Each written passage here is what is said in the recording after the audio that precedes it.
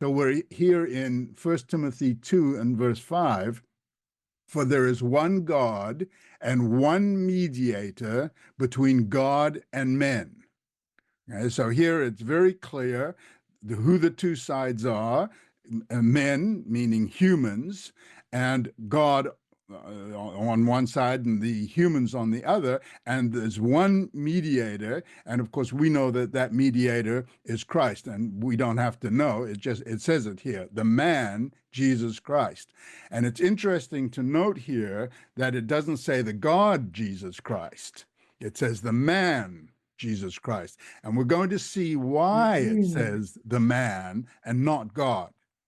It's an interesting point that we shall see as we go through this. The better promise is eternal inheritance, because the first testament, the first covenant, it was not eternal inheritance. It was the inheritance of the land. It was a physical inheritance that is earthly. Whereas here now we have the promiser of an eternal inheritance. We'll see what that eternal inheritance is. Now, I also want to add, and this is something important, they which are called. We're talking about this better covenant and based on these other promises. So again, that's another subject, but I just want to bring it up in this particular context. So we'll end here with reading this last verse in Hebrews 12:24. And to Jesus, the mediator, so now we see it's Jesus, the mediator of the new covenant, and to the blood of the sprinkling that speaks better than that of Abel. So we've got the sprinkling of the blood, and the comparison with that, of course, is that Christ's blood was spilled in order to seal this covenant.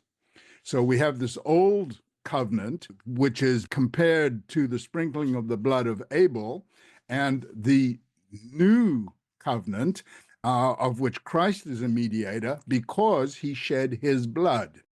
O foolish Galatians, who has bewitched you? So they had a problem, and it sounds like something similar to what Adam and Eve had when they were bewitched as well, that you should not obey the truth. Paul may be difficult to understand, but some of the things that he says are very clear. And here's one of them, that you should not obey the truth. In other words, they were not obeying the truth. And the scripture, foreseeing that God would justify the heathen through faith, preached before the gospel to Abraham, saying, in you shall all nations be blessed. So from the very start, although God chose a nation of which Abraham is the father, the Israelites, it was always God's intention to bring all peoples into the faith. And that's basically what he's saying here, saying that in you, in Abraham, shall all nations be blessed.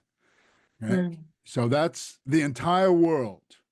This is what was already right from the start was God's intention. Uncover the mystery of Adam and Eve's nakedness. Unravel the ambiguous connection between the Hebrew term for naked and the serpent's subtlety. Join us for this free mini-course and gain a profound new perspective on biblical Hebrew.